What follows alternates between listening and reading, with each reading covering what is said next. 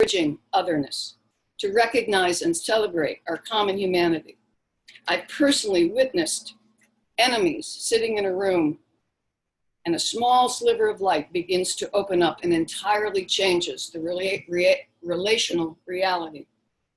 Generally, this is the result of deep listening, non-judgment, and compassion. And isn't it amazing how the simplest of human capacities is so severely underutilized still to this day? It is not rocket science.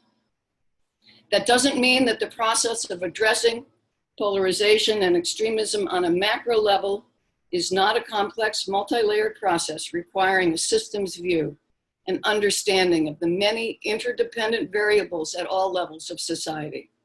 But it does mean that if the goal is to embrace our common humanity, then we must do just that at each step we take.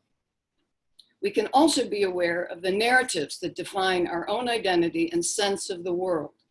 It is all too easy to be caught in a narrative of limitation or defeat, where our imagination is shut down and our vision is diminished. We say, this is the way it is. This is the way it was. This is the way it is. This is the way it will always be. I live in a constricted reality and the world is a fearful place. It's just human nature. And that starts the negative feedback loop, which keeps the story going. What we need is something peace builder John Paul Lederach calls moral imagination. He defines it like this. Moral imagination is the capacity to imagine something rooted in the challenges of the real world, yet capable of giving birth to that which does not yet exist. In our greatest aspiration of embracing our common humanity, our guests today are writing the new stories and inspiring our imaginations. So let's turn to them now. Tony Mcaleer. Tony Mcaleer grew up in an affluent middle-class neighborhood in Vancouver, attended private school, and was the son of a doctor. You would think that would be kind of a dream life.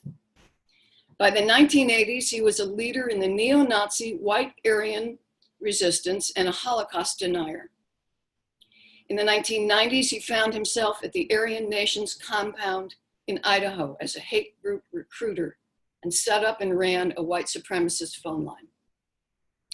His pathway back was a long and lonely and difficult one, an experience that led him to a small group of others, formers as they're called, to create the organization Life After Hate. Since its formation in 2011, Life After Hate has grown rapidly and has been sought out by hundreds of those seeking to leave hate movements. The brilliantly crafted documentary film, Healing from Hate, which is still available to you if you haven't yet seen it, I hope you'll look at it in the next few days, gives us an inside look at the personal journeys from shame, abuse, and trauma to becoming healing allies for others who wish to start a new life. Tony has written an extraordinary book I recommend to everyone, A Cure for Hate, a former white supremacist journey from violent extremism to radical compassion. I'd like to read a passage from that and turn it over to you, Tony.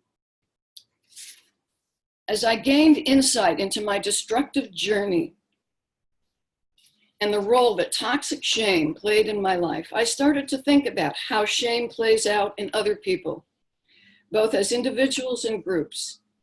Ideology plays a small role, much smaller role than you would think, in drawing people to violent extremist groups. Rather, I believe toxic shame creates the vulnerabilities in a person that make their ideology seem attractive, as was the case for me. Trauma leaves us with a flawed belief system that forms part of our identity and tells us that we are not lovable enough or smart enough, that we are powerless and weak, and that we are less than. And then we go out into the world and live our lives in reaction to that, overcompensating to mask the underlying shame. What is the opposite of shame? Pride. You see it in expressions like, I'm just proud of my race, white pride, and in the names of far-right groups like the Proud Boys. I chose to embrace an ideology that told me I was greater to compensate for the feelings of being less. And I know, Tony, that you've been on a journey of radical compassion and have a great deal to teach us. I'm turning it over to you. Thank you for being here and for sharing with us, helping us to understand what it is we're seeing today. Over to you, Tony. Thank you, thank you. That great segue and a good place to start an understanding trauma is through the lens of toxic shame. And when I think of the things that happened to me, there was physical abuse in my childhood from school and different things. But you know, my father wasn't there. He worked 80 hours a week as a psychiatrist, and so sometimes trauma has a physical component, sometimes it doesn't. And what trauma leaves us with is this flawed sense of who we are. And that's what I call toxic shame. And that can happen collectively. We can have collective shame, where a people is made to feel less than, not because of what they've done, but because of who they are. And it's really, really insidious. Toxic shame. And the difference between healthy shame and toxic shame is healthy shame is I did bad. Toxic shame is I am bad. And it's there burning like an ember 24/7 in our subconscious identity belief system. And as you quoted, we live our lives in reaction to that. Dr. James Gilligan, who wrote the book Violence, Reflections on a National Epidemic, was a psychiatrist who spent about 20 years in San Quentin, I think it was San Quentin, studying violence. And he said, all violence is an attempt to transform shame into self-esteem. And that shame was the root of all violence. And there's two things we do with toxic shame. We either express it, we externalize it, and project it onto other people. We join gangs, we join extremist groups, we get involved in violence, verbal violence, emotional violence. Murder is the ultimate externalized expression of shame. But we also internalize it, and it's substance abuse, cutting, eating disorders. There's a whole myriad of subtle and not so subtle attempts at self-harm we do, and the ultimate internalized shame response is suicide. So to get down to toxic shame in a nutshell, toxic shame really is the alienation of the self. It is, when people talk about, he hates other people because he hates himself. That's what toxic shame is. It's the feeling that the belief at our core subconscious identity belief system that we're flawed, we're not good enough, we're not smart enough. And I truly believe that the level to which we as human beings dehumanize other human beings is a mirror reflection of our internal disconnection and our internal dehumanization. And that was certainly the case with myself, and it was certainly the case with the people around me. If you actually really want to understand toxic shame at a very deep level, I highly recommend John Bradshaw's Healing the Shame That Binds Us. Fantastic book, and talks about the intergenerational transfer of shame and the different roles that families set up. And it's a fascinating, amazing book. So, when I look at toxic shame, it was certainly there in my life. And if toxic shame is the alienation of the self, it's the disconnection from our own humanity, then we have to look at what is the cure for that. When we look at what intuitively people or organizations are doing to fight right-wing extremism, white supremacy and such, they heap more shame on. Right? The idea is to shame people. And if shame is at the source of the problem, shame can't be part of the solution. And I'm not talking about holding people accountable in a healthy way, but the more vicious shaming. So the question is, if that is at the core of the problem, what is the antidote to shame? And the answer to that is compassion. When we're compassionate with someone, we hold a mirror up to them and allow their humanity to be reflected back at them. And that's what my children did for me, and sparked my disillusionment and my journey outwards, and they thawed my heart as it started. I was so cut off, because I came into the world, if I think of who little Tony was this bright, curious, and think about who you were at the age of 4. This bright, curious, sensitive, mischievous, stubborn, curious little guy open to the world. And then the world happens to us, and we put on armor and we put on masks and pretend to be someone we're not in order to feel safe. By the time I was in the depth of the white supremacist movement, I was completely cut off. I was operating from ego and intellect, and I had my ego so far, I had my head so far up my ego, it wasn't funny. And I was a complete narcissist in that place. I wasn't connected to any other human beings. I operated solely out of self-interest. And then my first child, and I had another one 18 months later, born, and they taught me to love again. The beautiful thing about children is that they love us unconditionally. And it's a powerful love, because it's hard not to love them back. And the beauty and simplicity of children is they're safe to love. We can open up to children in a way that is 100% safe. They're not capable of ridicule. They're not capable of shame. They're not capable of rejection. Until they're about 13 or whatever, and then it's a different story. But that compassion allowed me, because that's what I didn't see, this magnificent parent that they saw, but I could see myself reflected through their eyes as they looked at me, and it was a very powerful piece. The second lesson in compassion I learned was from my mother, who never gave up on me. Her love for me was unconditional, but her relationship with me was very conditional.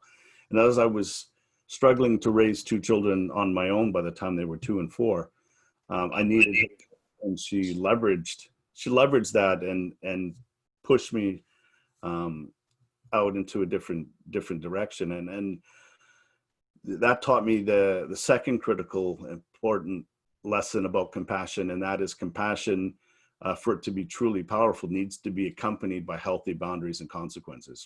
If we are compassionate with someone and allow them to walk all over us, and then we forgive them, and then we're compassionate and they walk all over us, that's not compassion, that's abuse.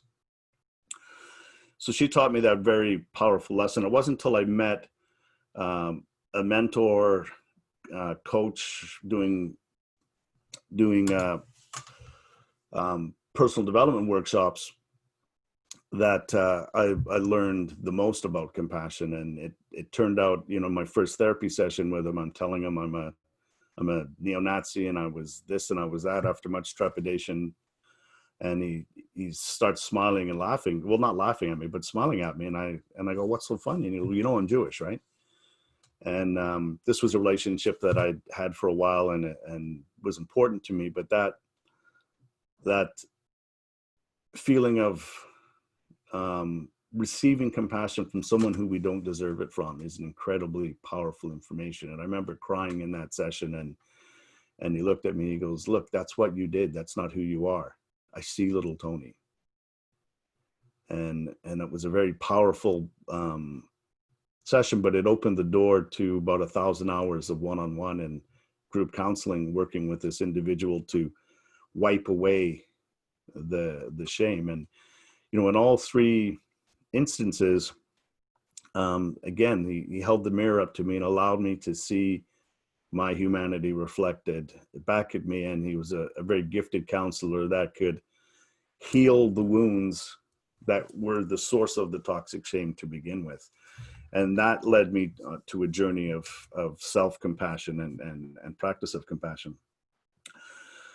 And in my journey of compassion, you know, I really worked on compassion for self. And after a while, my compassion for self started to develop a compassion for others. I believe that the two have to be in balance. If we're compassionate with everybody else but not ourselves, that's about ego. That's about being seen to be compassionate. If we're compassionate for ourselves and nobody else, that's narcissism. The two have to be held in balance. And it brings me to what I learned in my practice of radical compassion. And I think that's what's required at this state of affairs on the planet. The number one, there's three components for me for radical compassion. Number one is our practice of compassion must take us outside our comfort zone. I think to solve the problems of the day and to overcome the obstacles, it's not going to happen from inside our comfort zone. We must extend our practice of compassion to people that we don't feel comfortable being compassionate towards. Number two, it's not just about alleviating the suffering of another. It's also has a social activist element, so that the second component of radical compassion is changing the environment which supports or gives rise to the suffering in the first place.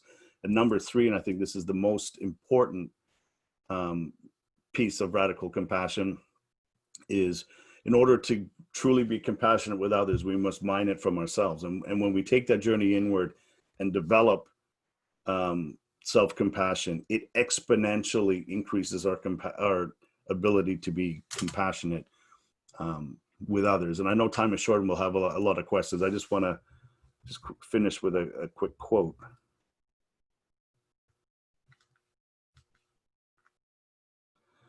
Peacemaking doesn't mean passivity. It is the act of interrupting injustice without mirroring injustice, the act of disarming evil without destroying the evildoer, the act of finding a third way that is neither fight nor flight, but the careful, arduous pursuit of reconciliation and justice.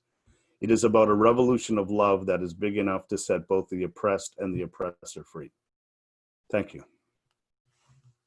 Thank you so much, Tony. I know there are going to be a lot of questions, and so grateful for your sharing. As a segue to introducing Rosalie, I will share that, because I think this was happening before we started, that part of Tony's journey was to go to Auschwitz last year.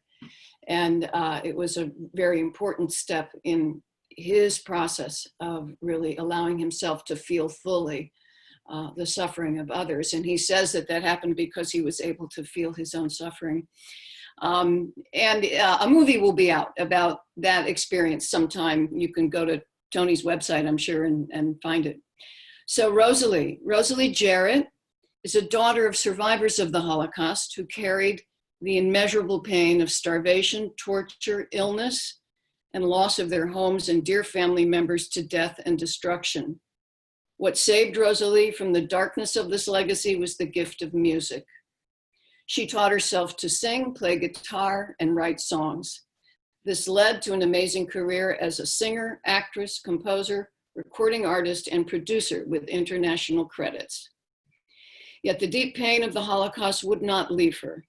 To find understanding, she studied psychology with a special interest in healing from trauma, post-traumatic stress disorder, and delved into spiritual studies as well.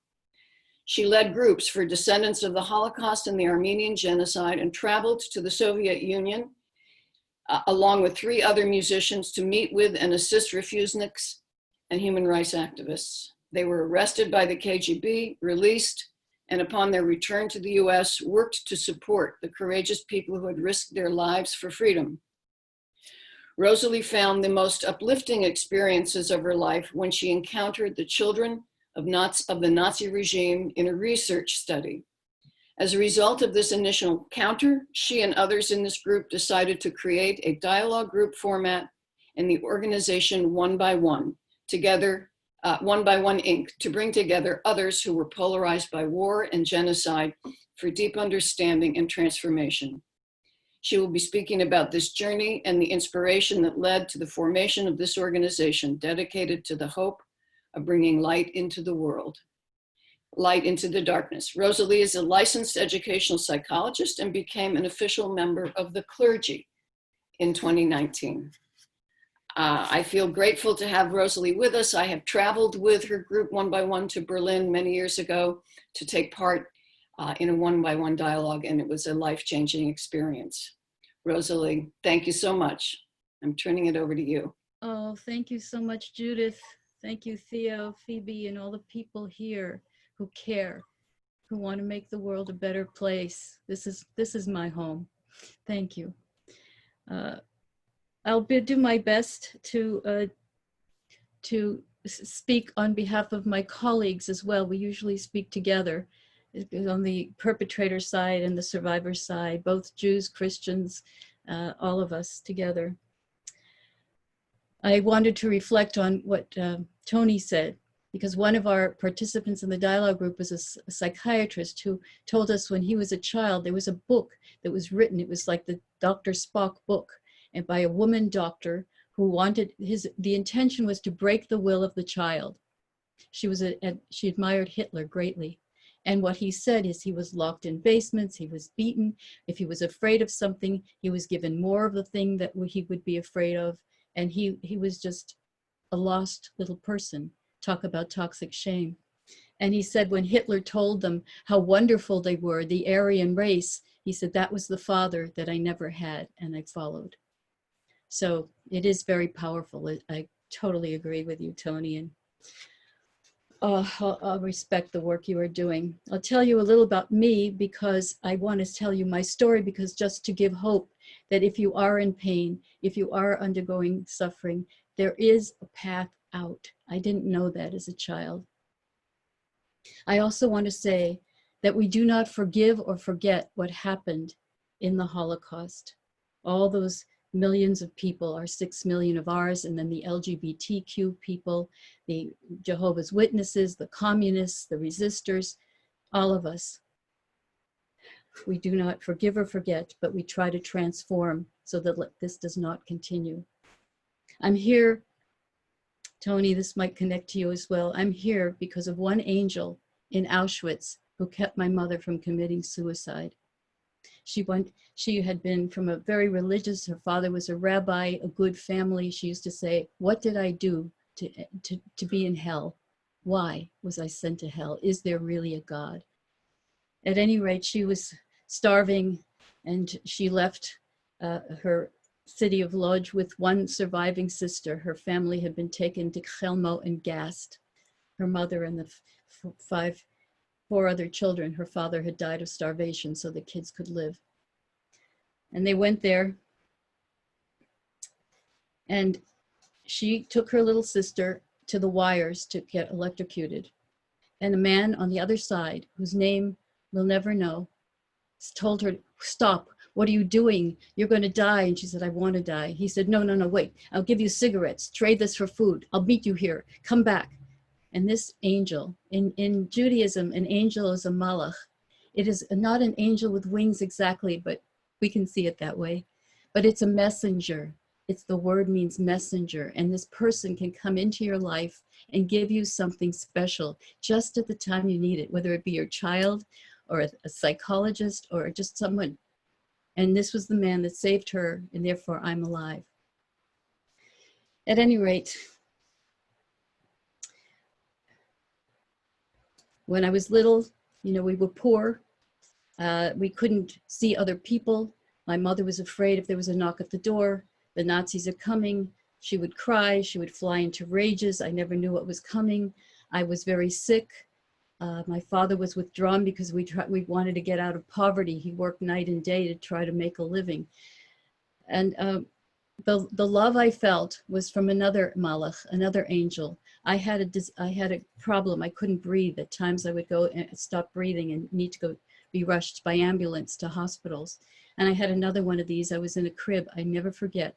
This huge fireman showed up with this huge hat, and he winked at me and smiled. That was the first time I felt love, and that I kept in my heart. You can imagine you do a little thing like that, and you can change a life. Another angel.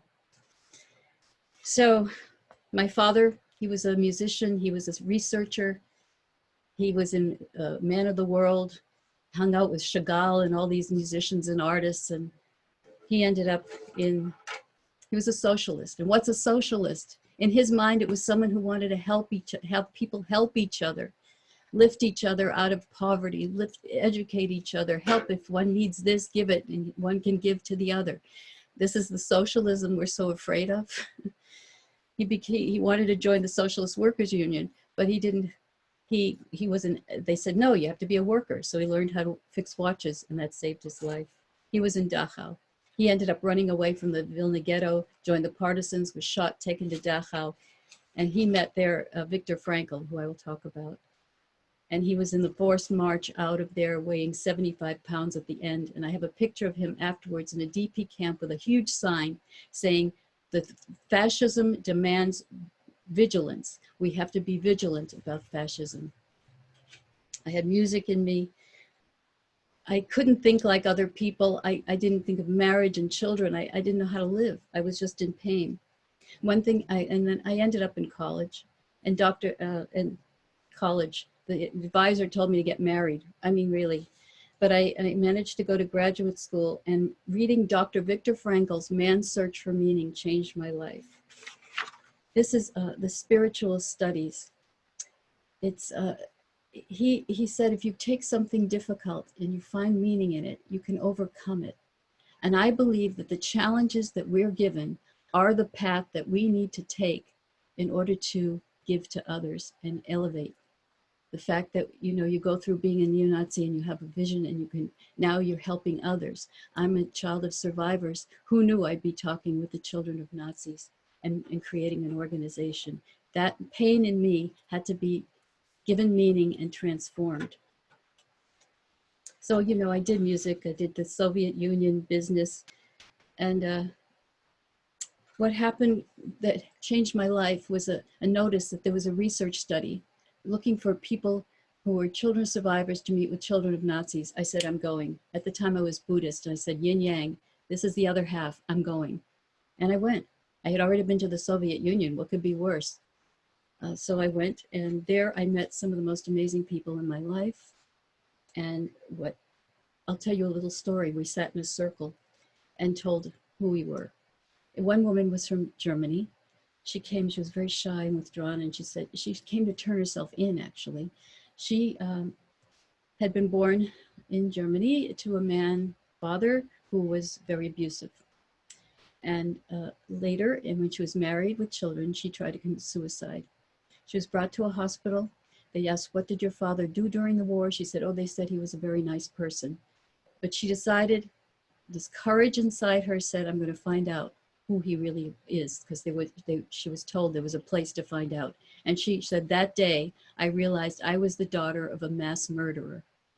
He was his terribly write-ups of his blood on his uniforms and how he beat people and killed them. And in the room was a man whose father had been killed. Father's family had been killed by her father in this ghetto. Imagine. So it ended up, he came and he said, you know, you're not the guilty one. She was never supposed to say what happened. Germany had a silence. No one was supposed to talk about anything of this. And she broke the silence. And he said, you're brave, you're courageous, and I love you. And she stood up and she said, I have lost a family, but I have found a new brother. And they hugged in front of us. In the room also was a man who was older. We didn't expect him, in his 60s. He spoke only German with an interpreter. We were terrified. I had terrible nightmare the first night. Another woman, daughter of survivors, barricaded her room. But then he told his story. And this brings up Primo Levi, who's another one of our inspirations. He said he wanted to know the gray zone. It's not black and white. You have to understand, and he wanted to hear the stories of the other side. So we heard the story, and it was amazing because his mother was holding secret meetings in their house for Bonhoeffer and Niemöller's anti-Nazi beliefs. And his brother, who was conscripted into the army, was associated with someone who tried to assassinate Hitler, and he committed suicide rather than be tortured for this transgression. And the man we were so afraid of was drafted into the SS at a young age. He said they lined us up, we took off our clothes, they said you either join or you get sent to the punishment battalion. He was scared, he signed in. And he said he ended up on the punishment anyway. He was on the Russian front. And he didn't do any killings, but he had a dream. His dream was, he saw Moses and he said, Moses, I want to be close to you. And he said, in the dream, Moses said, I will meet you halfway. Speak publicly, open up and tell people what happened during this experience. And he did it. And people threw things at him. His wife left him. His kids didn't want anything to do with him. And he kept talking about the truth. And when we met him, it was not what we thought. He was not what we thought. That's what Primo Levi tried to see. Who the, Forgive who the me. other person. I'm only, you're speaking of Otto, who I stayed with, and I absolutely fell in love with him. I'm interrupting you only because our next speaker has to leave in about 10 minutes, Daisy Khan. So I'll stop. But we have plenty of time in question and answer to come back. So I just wanted, since I know she has to leave at 11:30, I want to give her a chance, unless Daisy, that's changed for you. Forgive me, Rosalie. We started a little late, and but we'll have time to keep. Well, let me say. Hold on 1 second. So I realized that we were getting a late start, so I sent a note to my whole team that I might be late. So okay. Rosalie, conclude your remarks. There you go. Thank you, Thank you. Daisy. Thank you. I don't want to stop you in the middle. No, I want to share because it's beyond, it's not just me, Yeah. it's for you. Yeah. No, it's important. There is, at any rate, there was Wilma. Wilma's mother was a Christian, a Polish Christian, who was also a slave laborer. And Wilma didn't have a place to belong. The Jews were afraid of the Poles and they wouldn't let her in the children of survivor groups. With us, she was at home. Martina, a woman who's realized her grandfather, who was so loving to her, was a Nazi. And what happened was, when she researched this, it turned out that her grandfather was operating in the town where my father's family lived. And we were friends and looked at each other. Oh my God. And her grandfather wrote notes about seeing the nests of the Jews. We have to get rid of these things. So I talked about Viktor Frankl, Primo Levi. Then there's Martin Buber. Martin Buber talks about the relationship of I and thou, I and you, in a real way. Get to know the real person who you are. And that was very important in our dialogues. We wanted to talk to and in Judaism, there's a theme about tshuva, which is also a theme of our work. It says, we were created, and inside our soul is good. It is tov, it is good. And we can always return to the goodness of our soul. But it takes a while, it takes a journey. And if you have done badly, it takes realizing you have done badly and really looking into yourself and struggling with that and finding the good, and then going to the ones that you have hurt and presenting this and saying, what can I do for you? And the test is, if you were ever put in the same situation, you would never do it again. It's in the story of Joseph and his brothers. Should anyone want to know that sort of thing, I can refer you. So we also had trauma theory folks that would help us over how Bessel van der Kolk and others who we had studied to help us. We decided that after that research group, we had to do something.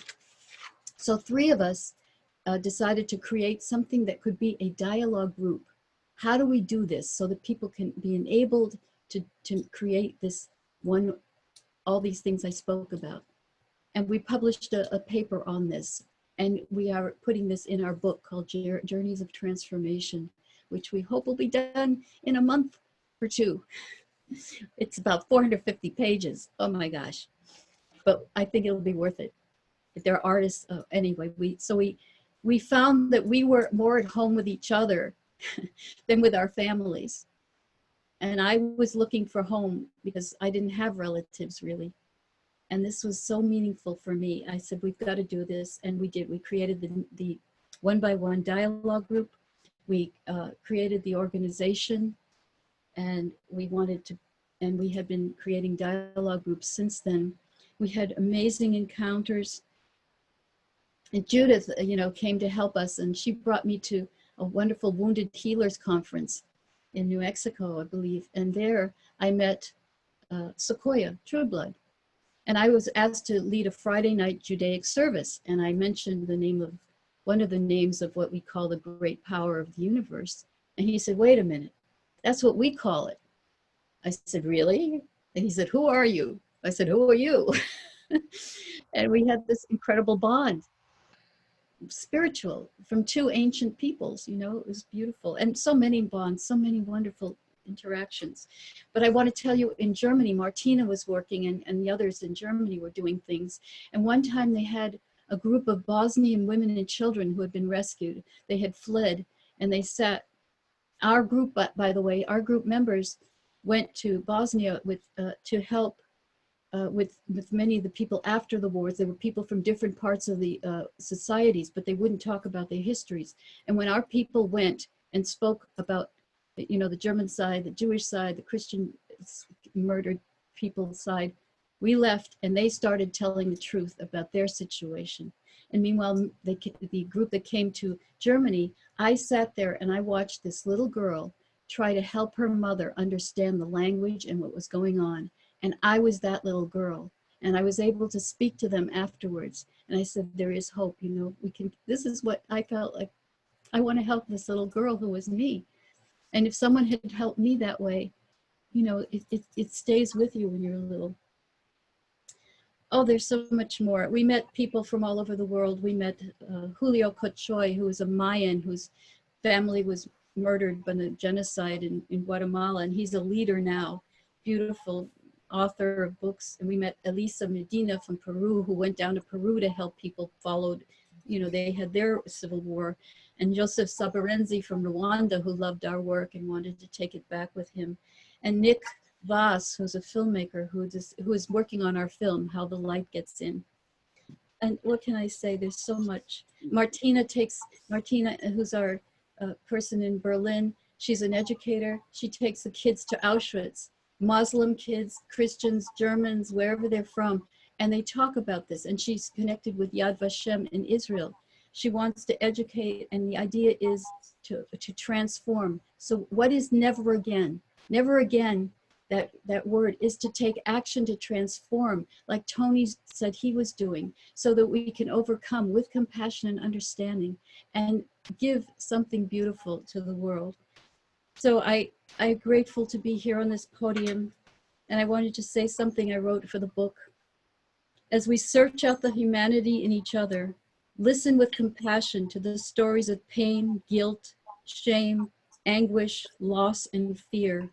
We find that as the stories resound within us, the burdens are lightened, and we begin to transform the impact of these legacies, offering hope to future generations. Thank you so much for having me here. Thank you, Rosalie. Thank you so much for sharing the depth of your story, as you always do. Very grateful. So we're going to move to Daisy. Daisy, thank you so much for staying with us. And we're running a little bit late. I just want to let the whole group know that we can, we have this space, right, Theo, if we want to keep going. So who's Daisy? Daisy Khan, an award-winning speaker, author, activist, commentator, and the founder of Women's Islamic Initiative in Spirituality and Equality, otherwise known as WISE. It is the largest network of Muslim women committed to peace, gender equality, and human dignity. She's been involved in grassroots efforts combating anti-Muslim bias in the US and worldwide for over 20 years. In 2017, she published Wise Up, Knowledge Ends Extremism, to create a counter-momentum to the rise in hateful rhetoric and violent extremism. It is a holistic, research and evidence-based approach to the interconnected issues of violent extremism and Islamophobia. It took 18 months of collaborating with 72 expert scholars, religious leaders, and key writers from the US and abroad before assembling the key propositions submitted by them into a coherent, overarching framework, elements of which she will be sharing with us today. Her soon-to-be released book, Wise Up to White Supremacy, Re-Educating the American Public, has taken what was learned from this research and used it to help us understand the similarities between extremist movements and why they are growing. Thank you so much, Daisy, for being with us. It's an honor to have you.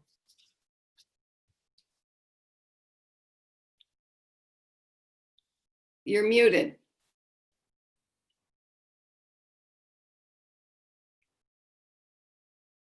Daisy, can you hit your mute button? I got it. There you go.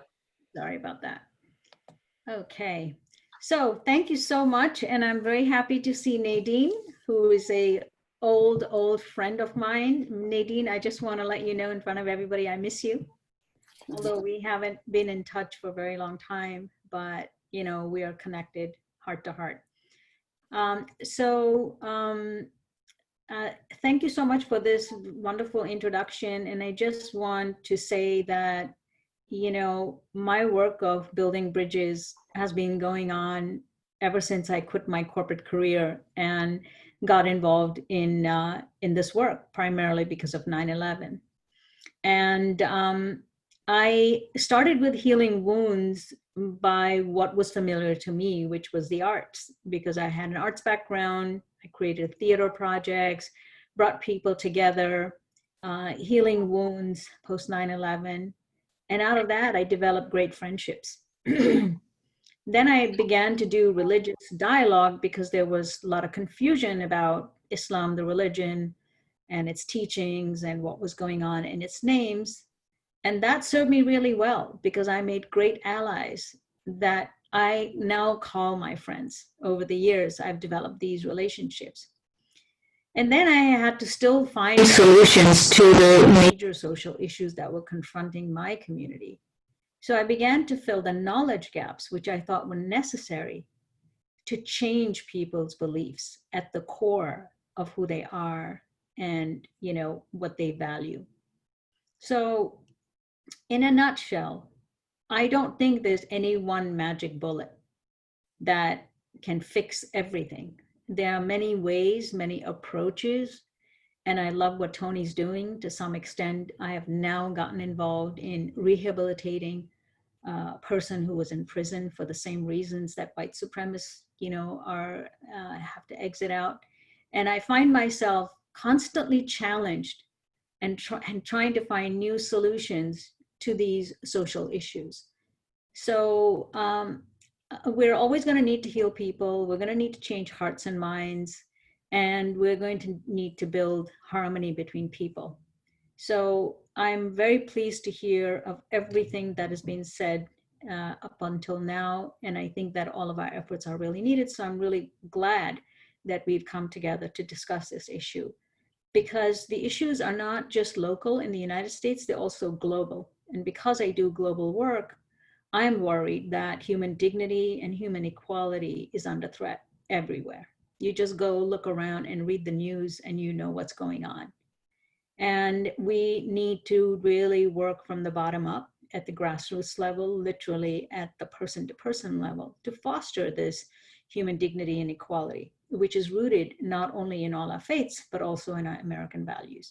So I'll just take you a little bit far away, only because it's an important area of the world. Afghanistan, many of you know that this 18-year war is concluding. The United States has reached a political settlement with the very people that we were supposed to defeat, the Taliban.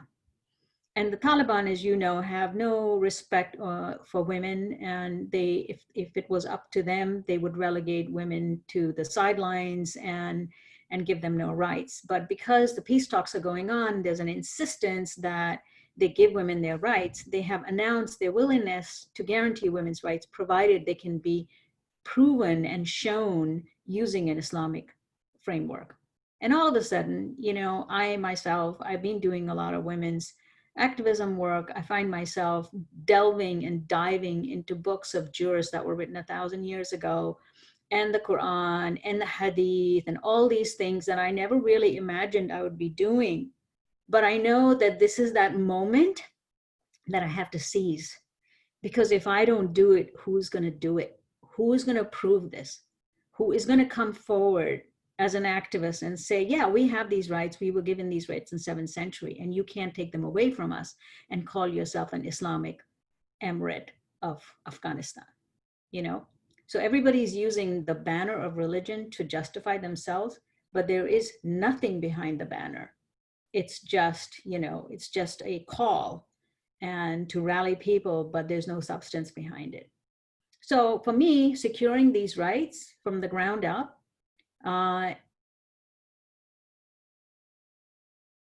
into what is enshrined in the Quran and articulating that in very easy, accessible way. So we've hit a major milestone. We'll be publishing a book called 30 Rights of Muslim Women. They'll be all in one place. So people who are confused about, does a woman have the right to a career? She can be a leader, can she be this? All of these rights are going to be in one place. It's a readable manual aimed at impacting grassroots communities at the level of Afghanistan. And it's going to fill a knowledge gap by using the core values of Islam, but it's also going to showcase for the West that Islam does not condemn women and that it supports women's self-determination and agency. It empowers women and girls. And most importantly for me, it can be used as a tool to legislate women's rights in the Constitution of Afghanistan. And we've already received a signal that, hey, when is this coming out? Because we might want to use this as we frame women's rights in the Constitution of Afghanistan. So that was music to my ears. And because I realized these knowledge gaps that exist in all these issues that we're trying to solve prevent us from really taking it to the level of the policy. And so now at the home front, we see a deeply polarized narrative. I don't have to tell you that. And although the current dialogue around racism in America, you know, may result in long ignored structures that have sustained it, I think there's a dire need to do better and to learn, to read, and to listen as a pathway to end racism. And many of you have talked about that. And that starts with creating effective methods to actively delegitimize divisiveness and curb the hate rhetoric. So as you mentioned, that we are launching in a plan of action around an upcoming publication, Wise Up to White Supremacy. And it's aimed at re-educating the public on the subject of white supremacy. The word white supremacy is getting thrown around by the media, left, right, and center. And it sounds inflammatory, and it can be almost, it puts a lot of white people on the defensive, just like when they used to talk about Islamic terrorism or radical Islam. What am I, as a Muslim who's devout and who loves her religion, supposed to think about that? I can't even be involved in that because I don't know if I should be offended or if I should get involved. I don't know what to do. I can't roll up my sleeves. So I find that this term white supremacy itself, although it's trying to define something, what is it really? Who are these people? What do they believe? And why are they a threat? So the book is divided into 3 sections. Section 1 will examine the rise of this group. Why are they rising? And who are they? What is the alt-right? Why are they growing globally? And it will look at social, political, all the identity factors that contribute to this movement's inception and its trajectory. So it will look at relational issues like family disaffliction, like Tony spoke about that today so beautifully.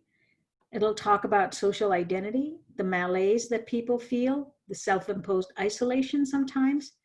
It'll talk about the psychological factors, the frailty, the disorders, the rigidity that result from it, the personal issues, the troubled adolescence, difficult life events, existential spiritual crisis, and external, which is very important, especially in the case of Muslims, the external of government positioning on issues that government doesn't understand, or highly sensationalized public and media discourse, and extremist discourse and propaganda readily available. And we all know that a lot of this stuff is getting spread on social media. And then the second section will look at how white supremacist groups are weaponizing Christian symbols and everywhere, while, even while they destroy Christian ethical principles within their own ideologies and actions. this is not that different than what ISIS was doing to Islam, how it was weaponizing Islam for its own political aims. But we've done a lot of research on how they weaponize Christianity. And I think this will be very good for devout Christians who love their faith and who don't want to see their religion weaponized. They can also join forces with us at the level of the church and at the level of their community to make sure that this does not spread.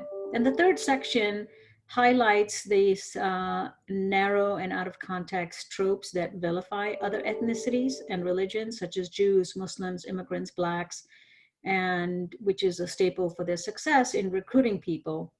And this will then end with a section on how to actually counteract hate speech specifically.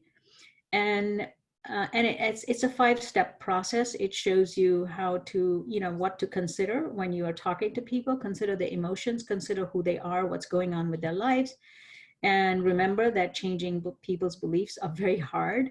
You can't change people's beliefs just like that by taunting them. It just doesn't work. Respect that people have sticky identities, that there are layers and layers of identities. People are not just one, they're, a composite of many things. How to combat misinformation and disinformation effectively, and how to then acknowledge the impact of social norms, what is normative in that group. Like sometimes there's group pressure from outside that people have to belong to a group, so they just go along with what the whole group is thinking. It's like when Tony talked about it. So these are just some of the things that will be in this book, and it'll be marketed as an educational resource. It will live online. There'll be remote learning. We can actually educate people online. And now that we have, God bless this Zoom and these technologies, we have a way to actually include many more people now just by doing online educational and grassroots activism through online. Then we plan to leverage it through community networks, so we can bring all our interfaith allies together to create a more deeper, nuanced conversation about racism, and to create a contagion effect where information can spread from person to person, and then resiliency is built among communities by keeping these connections alive. And it's really important because you want to go to the preventative, and I'm not trying to get Tony to put Tony out of business, but really Tony should be out of business. There should be no exit plan. If you can stop this stuff at the level before a person even goes to that extreme, and that all begins in the home, because people know the signs. People should know what the signs are. People should know how to help their loved one at the home level. So going back into the home, bringing moms together, and getting it down into the community. All in all, this much of my work is very concrete and very practical. Although it is authoritative, it's well researched, and this way, people can cite it, use it effectively within their communities. But we can't do anything by ourselves. We need partners. We need people to join forces with us. So although we do this lovingly and with great passion, it needs to get out into the world. So I'm asking everybody here today to join me when this book comes out. I know Tony's going to be a great partner for us, but others who care about dignity and care about human equality, we'd love to have you join us. Thank you so much. Daisy, thank you so much. And is that just, you're saying this will also be an ebook or something that people can get online and download? Yes. Yes. We are actually working on making into an ebook that is easy to download, that people can use in their own communities at their level. And it's global, because the phenomena is not only in the US, but it's also growing in Europe. So there is a lot of interest in Europe to receive this as well.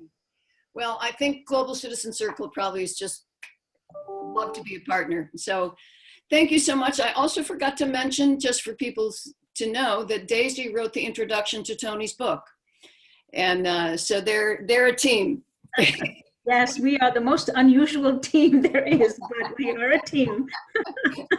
Thank you so much for sticking around. I hope maybe you can stick around a little bit more, but we'll Yeah, no, I think now I have to go because they're calling me already to see if I'm done. So thank you all so much. I love you all and love the work that you all do, and we're in it together. And together. let's do it. Thank you so much. Take care. Bye-bye. Bye. Okay, so we're gonna move to Bellevue, which is a real treat. Everyone has been a treat, but we're saving you for last. Bellevue. Bellevue is multifaceted. Just reading a little bit from her bio, she's an essayist, an educator, a human rights activist, a film producer, an environmentalist, a visionary. And she weaves together the worlds of spirituality, feminism, ecology, and social justice. Her bio really is way too long and jam-packed with creative accomplishments to begin to unpack them here. She's played key roles, leadership roles in the civil rights movement, the anti-apartheid movement, multiple social justice initiatives, on it goes.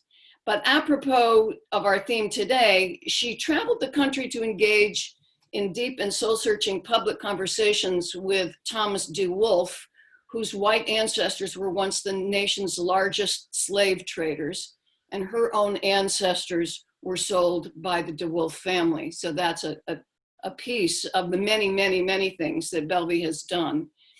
I met Bellevue in the mid-90s when my work partner, James O'D, and I were engaged in 15 years of exploring what we were calling the frontiers of social healing. And over those years, Bellevue became a central figure and a source of inspiration in that work.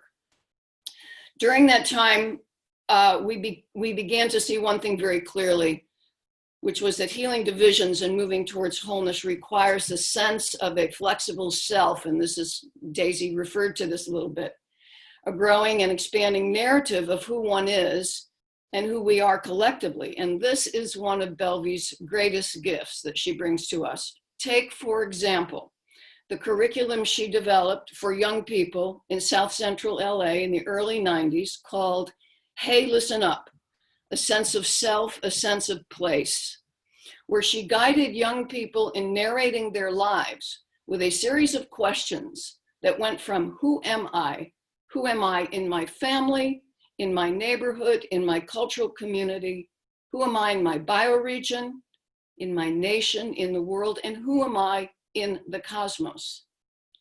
In inviting young people to realize their connection to larger wholes, they were able to move beyond the wounded identities that had been installed by internalized oppression and claim a truer and fuller sense of self. Bellevue's great gift is how she constantly and courageously expands her own identity, her own narrative of who she is and who we are. So in the quest for affirming our common humanity within a community of sentient life on our shared planet and beyond, and the healing that this knowing and perceiving brings, I know of no one better than Bellevue to be our guide. Bellevue, take it away. Judith, thank you so much. It's a rare gift to be back in contact with you after, can you hear me? Yeah, yes. Yeah. Going back to the mid-90s, I always feel as though I'm very low key, you know, in the sense that I tend to work in small groups and in small circles, and one of the defining moments for me as a 15-year-old was having the opportunity to spend the weekend with a young Dr. King in the context of a Quaker gathering, and it, I'm sure, is why I am here, because he spoke to us from his heart as a 29-year-old, he was then, about the faith that he had in us, the faith that he had that we would love a new world into being. It was heartbreaking 10 years after that weekend with him to also be witness to his being assassinated. But I say that in the context of so much of my work and focus is intergenerational wisdom sharing, education, because I want to just stress how important being a 15-year-old and being, you know, embraced in a loving community and being guided by this vision of who I could be and who we were collectively. And then I want to just, in the context of today's discussion and the work done with Tom DeWolf, I also, you know, I met the love of my life about 16 years ago. And we traveled actually to Ghana, West Africa, to be married. We eloped, actually. We had grandkids. There just were too many people. So we decided to elope and we went to Ghana. And quite synchronistically, it was, we did not know it at the time in 2007 when we went, quite synchronistically, it was the 50th anniversary. Ghana was celebrating its 50th anniversary of independence from British colonial rule. And at any rate, we arrived in Africa because we just really, Didan had never been to Africa. I had traveled extensively. And we wanted to be married there. And we were by a really powerful teacher of in the Akan tradition. And we also wanted to begin our journey by visiting the slave dungeon because we realized to get our journey together. And we arrived in Ghana and we went to visit Brother Ishmael. And he said to us, you know, we'd flown 15 hours, we arrived the next day. And he said, well, I won't be able, before I can perform this ceremony, there are several things that you will have to, as part of the ritual that you will have to do. We looked at each other, and he said, beginning with the fact that you will need to answer 2 questions and you need to hear me, think about them, leave, don't talk to each other about them and come back tomorrow and then we can discuss. And the questions were, what must your marriage be known for? And his second question was, as Didan and I looked at each other, what must your marriage mean for your family, your community, and the planet? And we came back and we didn't talk and we wrote and reflected, and those became our wedding vows. And 2 days later, we traveled from Accra to Elmina slave dungeon. And we wanted to do that because everybody who looked like us in the quote unquote new world had had some ancestor that came through one of those dungeons, of which there are over 100 along the West African coast. And I just to facilitate, I'll just read a brief excerpt from my journal to contextualize. Bellevue's journal at Elmina. As I stood looking out at the vast ocean beyond, I tried hard to imagine what reaching this spot, this door of no return, must have felt like for some long ago unremembered African ancestor as she stood trembling on the precipice of a terrifyingly unknown and uncertain future. One of the most horrifying bits of information shared by our guide was the fact that at the height of the slave trade, there were so many dead and dying bodies tossed into the sea at this very spot. The frenzied feeding opportunity resulted in a change of the shark migration pattern along this entire coast. Tears flowed uncontrollably. I sobbed as I glanced at the ocean a few feet below. It was hard to process the fact that for over 300 years, without interruption, millions of African men, women, and children had begun the long journey into slavery from this very spot. The names of the people passing through the door of no return, have all been erased from our historical memory. The names of the mothers and the fathers and the children and the sisters and the brothers and the babies and the aunts and the potters and the weavers and the farmers and the priests and the healers, most of whom were women. The numerous slave dungeons, over 100 on the west coast of Africa, in places like Elmina, and on the Cape Coast of Ghana and Gorée Island in Senegal, are living monuments and stark reminders of our inhumane history. For a couple of days, the tears flowed uncontrollably. And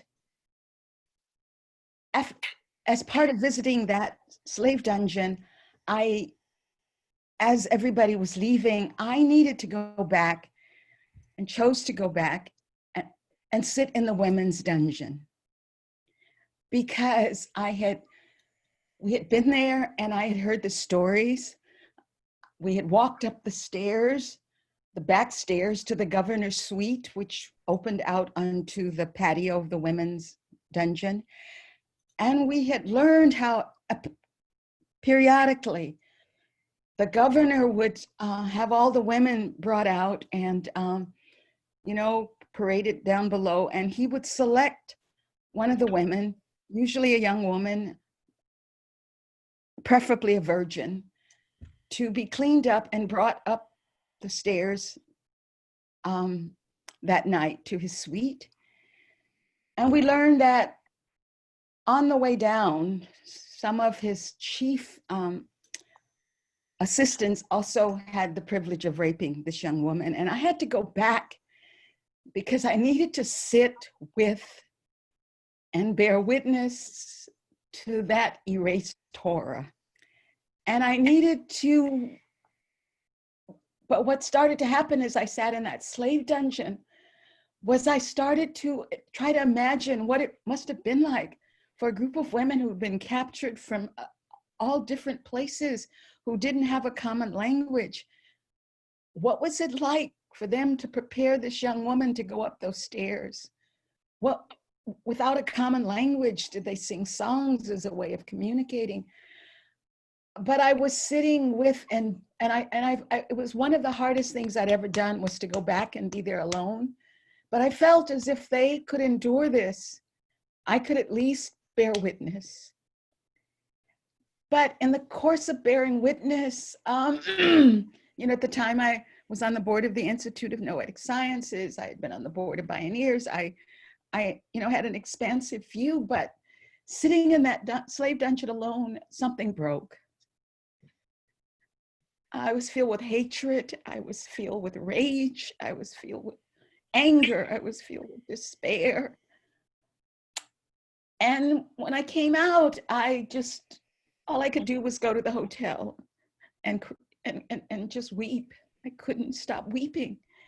And my beloved husband, Didan, who actually passed away on December 15th, 2015, after the second day of just weeping and sobbing, and he came and he said to me, what is it that hurts so bad?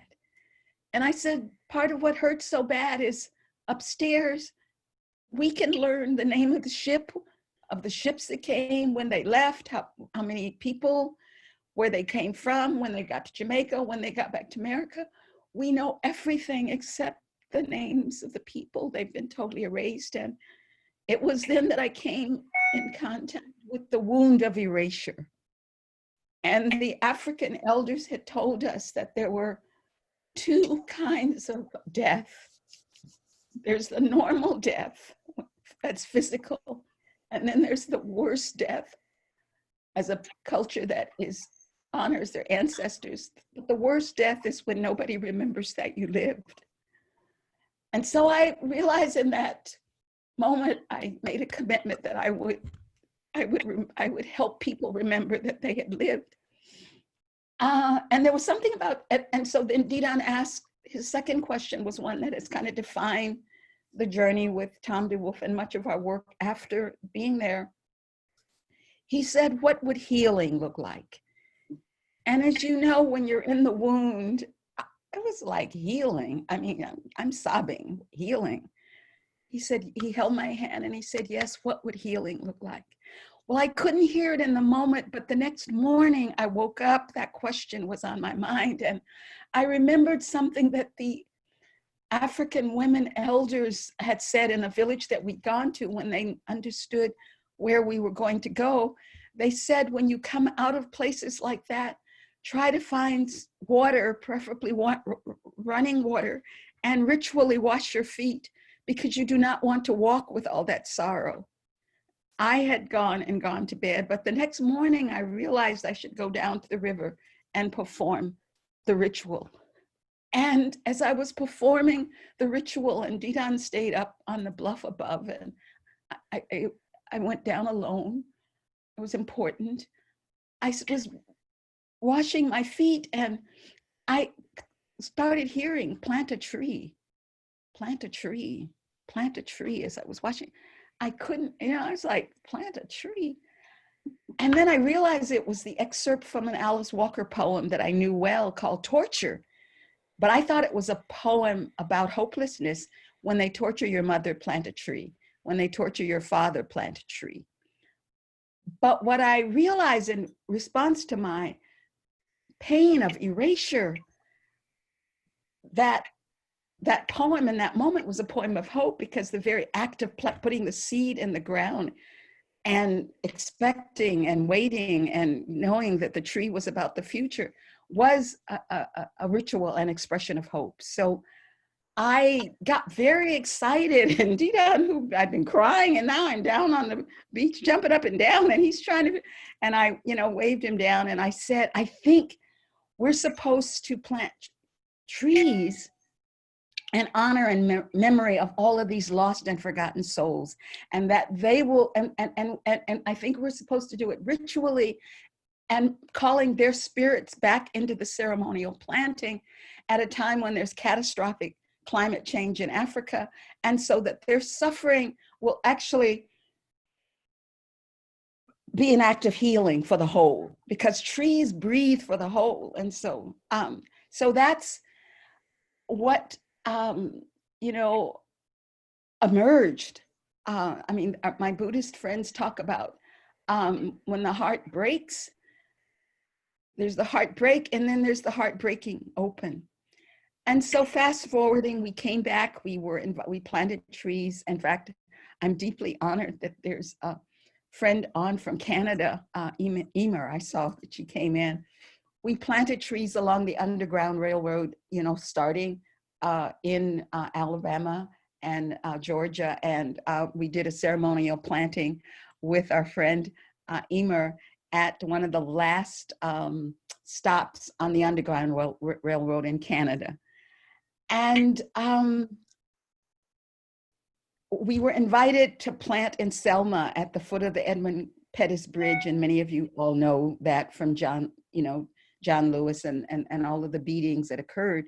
So we were asked to do a tree planting, a ritual tree planting. And John Lewis was there and he spoke. And after the ceremony, it was really quite beautiful.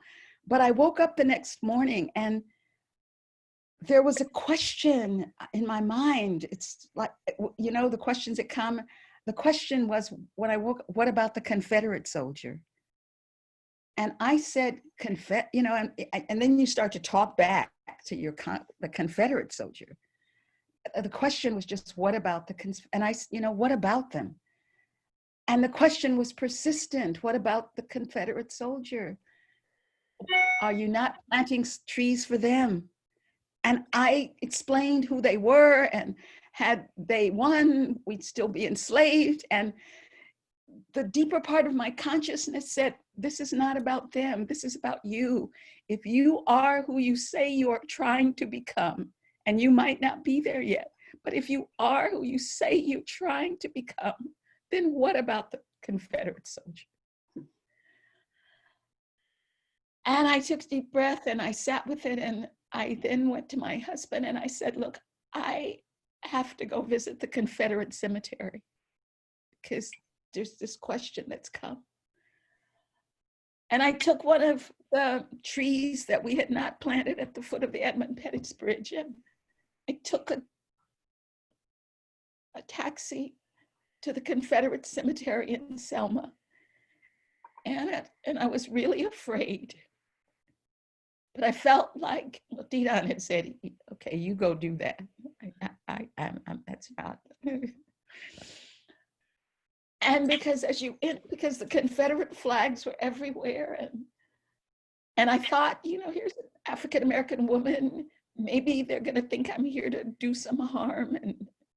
And when you walk in, it says, there's glory in the grave.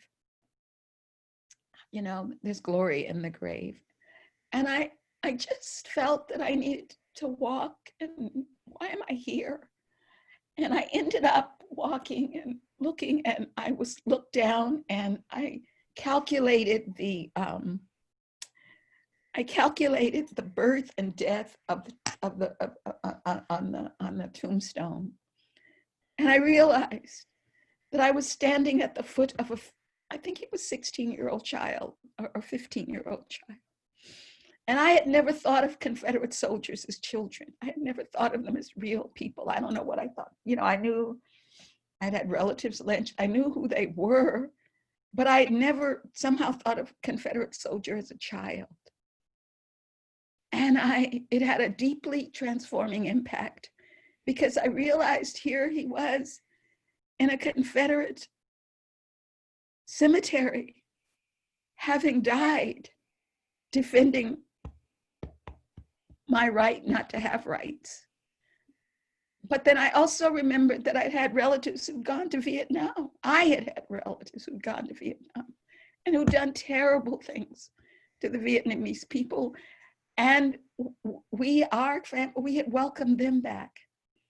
And it was in that moment that I realized that this young man, and I also feel like, how the universe, in trying to help you, it mattered that it was a child for me, because I don't know, that opened my heart. But I also realized that my relatives and this child were both equally innocent and equally guilty. And and so it shifted. We did a couple of tree plantings in Georgia. I won't belabor just the actual what came out of it, but there's been another transformative shift. Didan passed 5 years ago. I have not, I just kind of, went away and have been quiet, and did do something at Spirit Rock a couple of years ago, but I've just been sitting with what is next and waiting. Because Didan said before he left, he passed at Zen Hospice, he said before he left, we've planted a lot of seeds. Those seeds need nurturing now more than ever. Just know that I will be there. And I decided to believe that the soul is eternal. You say these things. And sitting and being quiet and feeling, where does this work go? This gathering is kind of culminating in the sense that it's given me greater clarity, because I realized that rather than planting trees for the Confederate soldiers, I need to be planting trees with the Confederate soldiers. That's the deepening and expanding of the dialogue that has come out of the work that we thought and the work that we felt was being shown to us on that beach in Ghana with the slave dungeon in the background. I try not to, I said, I did something at Spirit Rock a couple of years ago, and I said, I stopped speaking. People know me as a person that speaks, because I can't speak about those women, having said to them, I would remember them. It's just very hard to speak, without being there with them.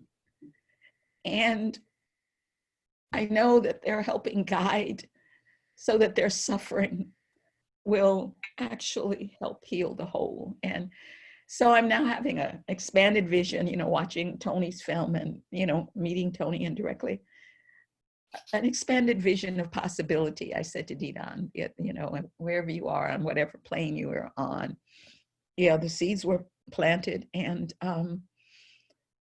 he also said that often we assume that the seeds that we plant, and he's in Zen hospice, it's about 3 weeks before he left.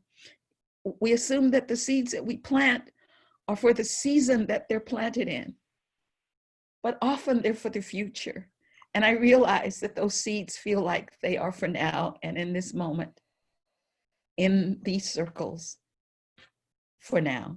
And much of what I have talked about in terms of is in a book that I did after posthumously. He was gone for I did it 2.5 years. It was kind of my way of coming back. I give you the springtime of my blushing heart, a poetic love song. And I will just end it with a poem of his, just to bring him into the conversation. And having shared with you our African journey. It's called A Child of the Middle Passage, Didan's poetic response to our slave dungeon heartache. And it took him a year or so after that to write this. But what he wrote was, I am a descendant of the Middle Passage. My lips are African. My last name is European, not African.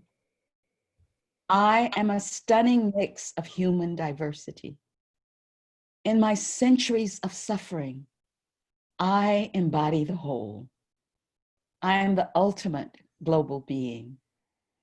Despite the tragedy that marred my journey, I have arrived at this moment of clarity.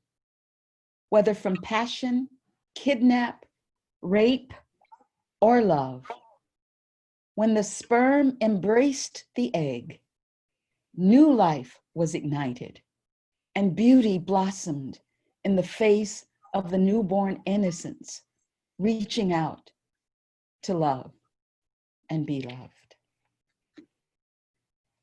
And thank you so much just for this opportunity. And I won't, you know, it's not easy. Thank you, Judith, for the invitation. Thank you, Bellevue. Thank you so much. Amazing grace. Amazing grace. Yeah. I want to thank everyone who has stayed with us. We've gone way over our time and it was absolutely worth it. And we still have quite a few people. Theo, I want to open it to you for a moment in terms of recommendations, whether or not we want to try to open to questions, if we want to have Rosalie sing her song and us close. What is your sense?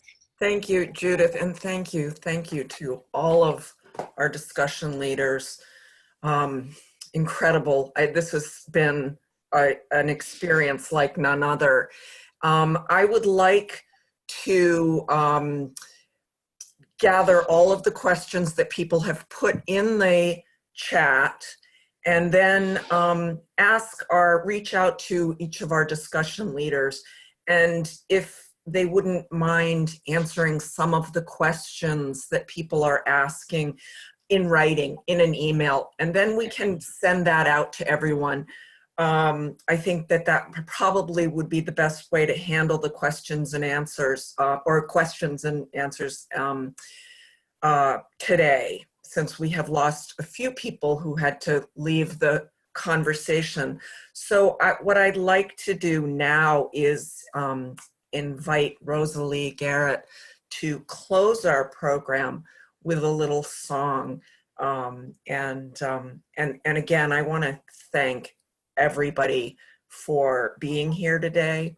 I want to profoundly thank our discussion leaders and Judith for bringing all of them to us.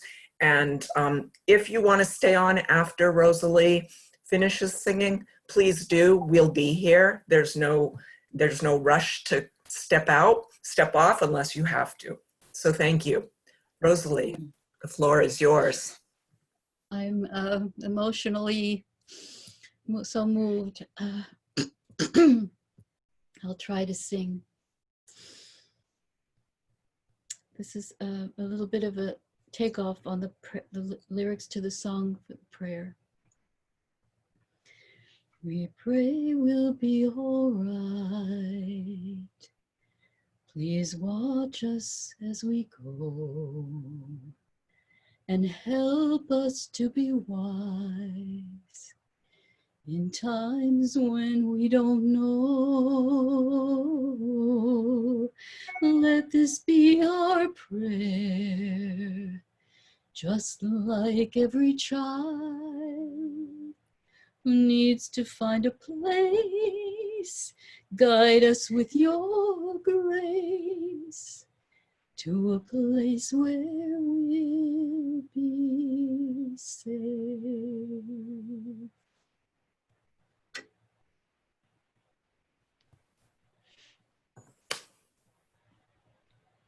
Thank you, Rosalie. That was beautiful. Thank you. I want to express my own thanks before we end. This has been such a special, sacred experience. It's so interesting to have a circle virtually, but I have that sense of us sitting in circle and having shared from such a deep, deep place. And thank you. Thank you to Tony. Thank you, Rosalie, Daisy. Thank you, Bellevue. What a blessing and what nourishment. So with that, we wish you all a wonderful day of health and healing. And we hope that you'll join us again. We have a program in November where we'll be talking about the arts. And there's several people who have spoken to us today who obviously have a lot to say about the arts and its healing value. So thank you again for joining us. Please feel free to stay on if you'd like. We'll be staying on as long as people would like to stay on. Good. So let's see. So Theo, if people are going to stay on, would it make sense for, let's just have conversation for those people who might want to ask their question now to people who are still here, or make a comment or share what they're feeling or whatever. Tony, I'm sorry you're having to, no, it looks like he'll be back. Okay. Is Bellevue still with us? I'm not sure. Uh-huh. Well, she might have had to go.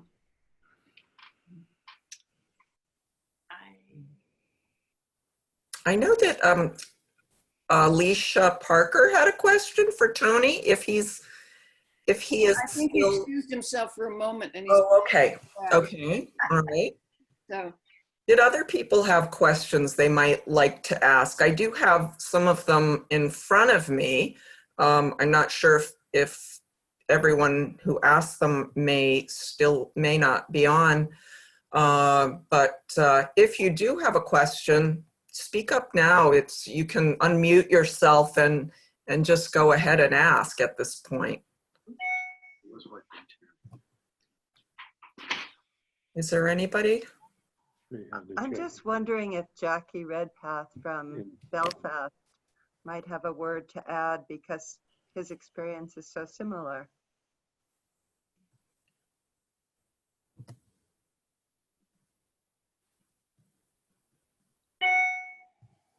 Yeah, hi, it's Jackie here. and good to see everyone and all the Dumfries especially. I'm afraid I joined a little late. I got Bellevue's talk, and it was so powerful, and in many ways, you know, just beyond imagination. But yeah, greetings from Belfast, and I mean that experience of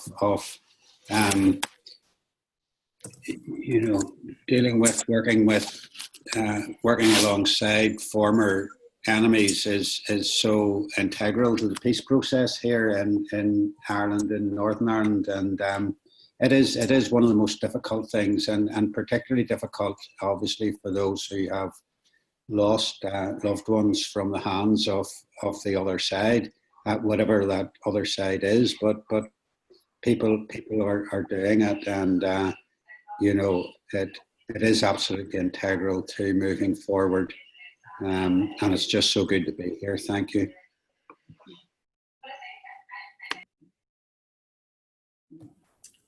Great to see you, Jackie. I think Kathy Hoffman had her hand up. Kathy?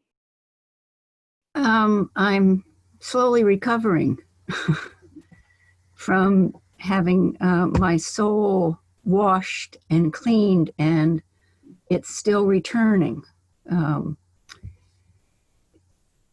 Part of my question, Tony, being so moved by what it means to have been in the grasp of a particular kind of conditioning and finding your way out of it, right?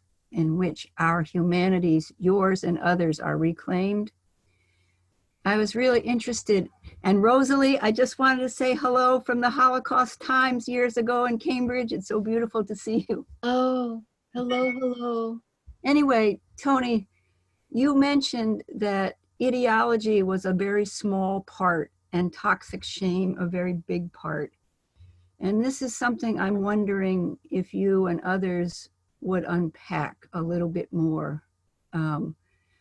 This notion, you know, hurt people, heal people. And at the same time, my experience is, as a white person in a country founded on genocide, with the wealth built on slavery, that these values of white supremacy, male supremacy, are normal. They're not as a result of shame. People are taught them, learn them, good people, right? And then practice them. I do feel like white people had to turn ourselves inside out to become white, given what's been done in our name. But I'm sort of curious then about how do we address a normalized conditioning alongside what you were saying about toxic shame? Because it seems like there's sort of both and pieces, if that makes sense. Yeah, no, absolutely. And I think part of the challenge is how the word white supremacy is used to describe a whole series of things, whether you're talking about it from the perspective of critical race theory, which I think you're coming at. I'm talking about people joining violent extremist groups. I'm talking about an ideology that talks about superiority. You know, that's quite different from in-group bias that is just part of natural conditioning. I'm talking about, you know, actual belief systems that talk about the expulsion of people, that encourage people to arm themselves and rise up and take part in violent street protests. That's the phenomenon, you know, the violent extremism that I'm talking about. There's a few different pieces to white supremacy. Some of it's born of ignorance. Mm-hmm. Some of it's a matter that can be solved with education. But this violent extremist, where it becomes an identity, a very conscious identity, as opposed to an unconscious identity. Mm-hmm. And for those that are adopting it as a very conscious identity, it truly is an identity. White supremacy White supremacy wasn't just what I believed. It was who I was. It was what I listened to. It was what I watched. It was what I read. It was who I hung out with. And the challenge is when you go and try and talk to someone that's in that place, ideology and identity become intertwined. And when you challenge someone's ideology, you're also challenging inadvertently, whether you know it or not, you're challenging their identity.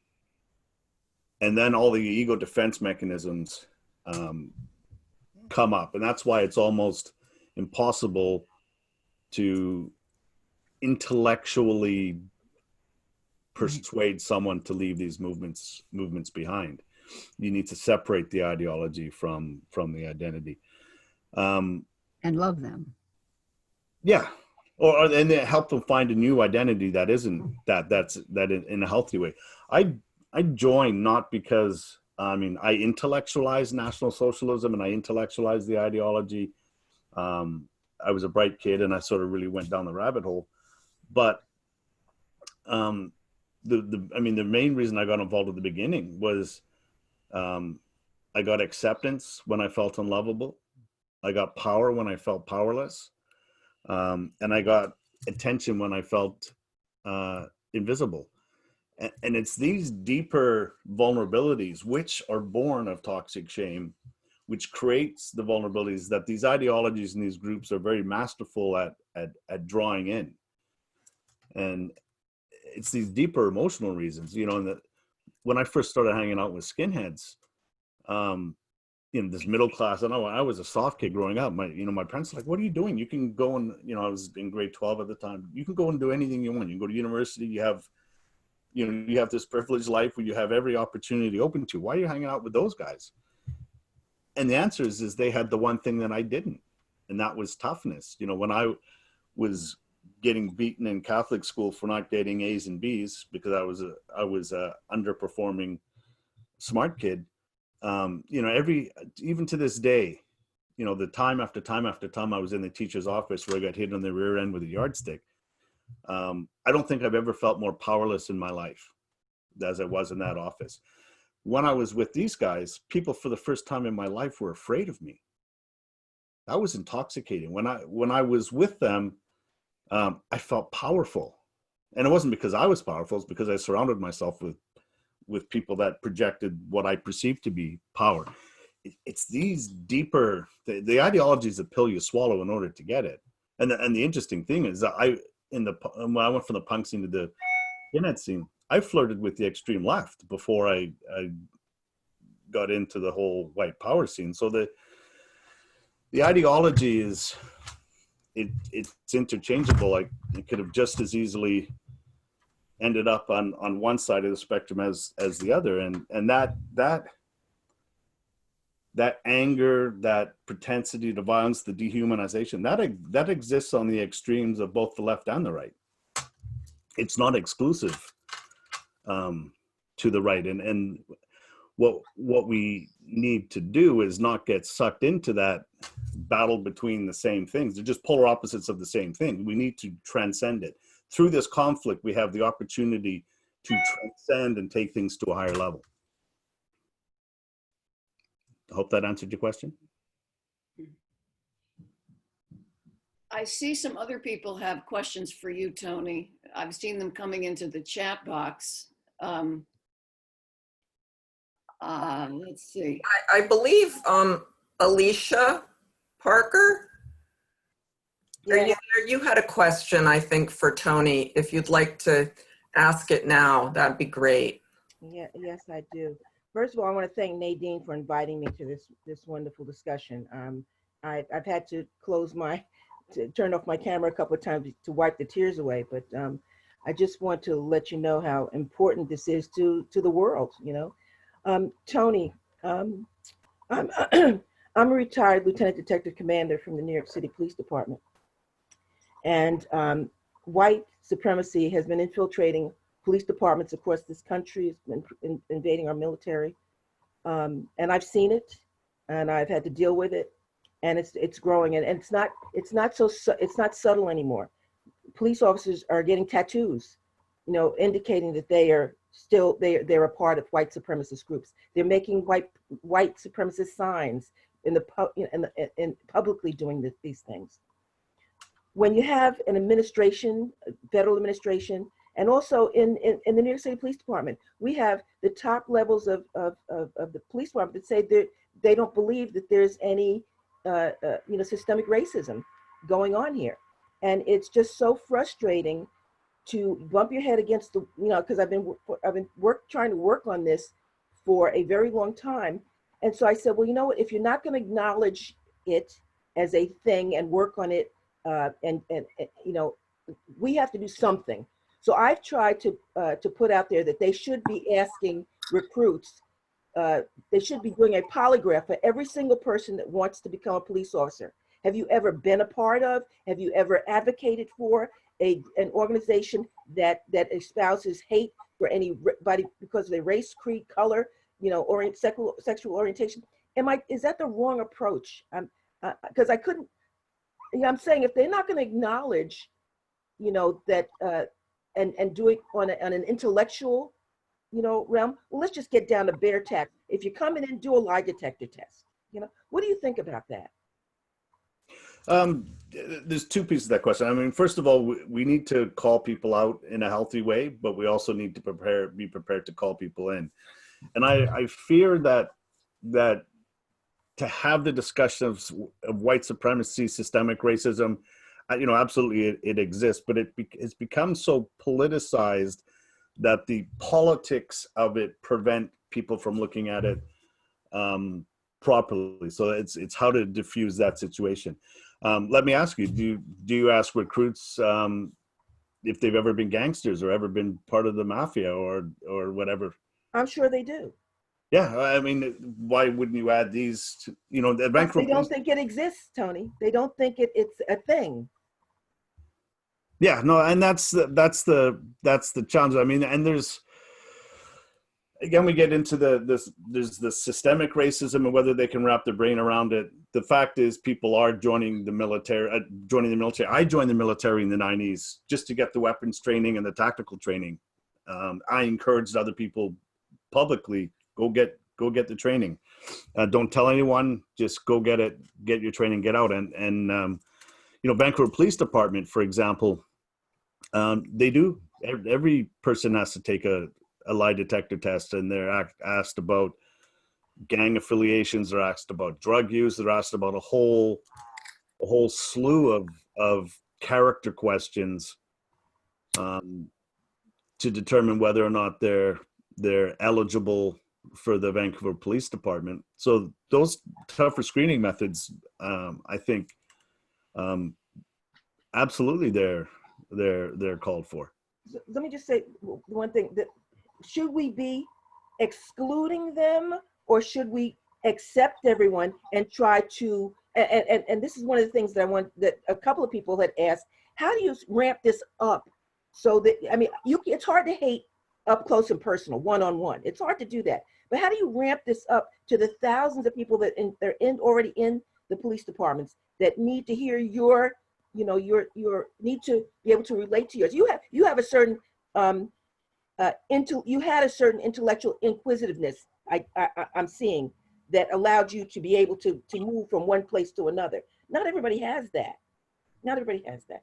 So how do you do that on a large scale basis with a police department? I'm trying my best to work with the NYPD to figure out how to solve this, in training or whatever. But it's been very difficult, very, very difficult. Well, maybe you and I should talk after, because I've been asked to think about how to provide a training through the University of Southern California to address those issues. Yes.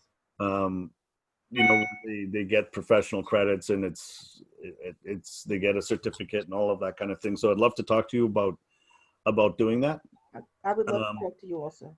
Yes. And I'm not with Life After Hate anymore. I left at Christmas to pursue other opportunities, but Life After Hate provided proof of concept that we can affect, profoundly change people and help them come back from that world.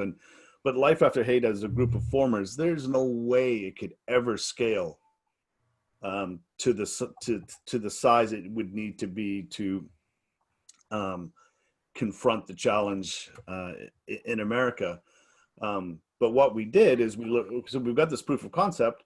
Now, can we teach and train others who don't have that experience? Can we teach and train social workers? Should police officers have some of this training? And in San Diego, we were looking at working with the San Diego County and their department. They've got 50 social workers that go out and ride along or on patrol with police officers. They're the cold face that are going to come across these individuals in the street and in encounters. How can we train them to make those encounters more productive, to help make those encounters an opportunity to pull people out of that world? And so that's where our focus has been. But absolutely, that needs to then be turned at a more institutional level, and we should be talking about how to do it with police departments and such. It's possible to do it, but it's just finding the right mechanism to scale it. All right, Tony, I don't want to take up too much time. I know there are a lot of people that want to ask questions, but maybe we can go through the administrators of here and hook up, and I'll give them a number to give you, and you can give them a number to give to me. Absolutely. Is that okay, Julie? Yes, we will connect you. Absolutely, we'll make the connection. Thank you very much. Appreciate it. No problem. Does anybody else have anything that they'd like to ask before we sign off? I don't want people to feel they have to stay on. It's much past what we normally go, but if there is a question, just. I actually have a question for Tony, but I can talk to Tony after this too. I think, Tony, you have so much information that people are so curious about and want to understand and know. The statistics about the increase of extremist groups now in this country, 55% in the last 4 years. Well, we know what the last 4 years has been characterized by. So I'm curious to know from your perspective, is the explanation for what we're seeing pretty much solely because of our vitriolic leadership? Are there other, is that the sole factor that's emboldening this new thing? Or what is it that you feel from what you're watching are the various variables and ingredients that are fanning this fire? And what was this 55%?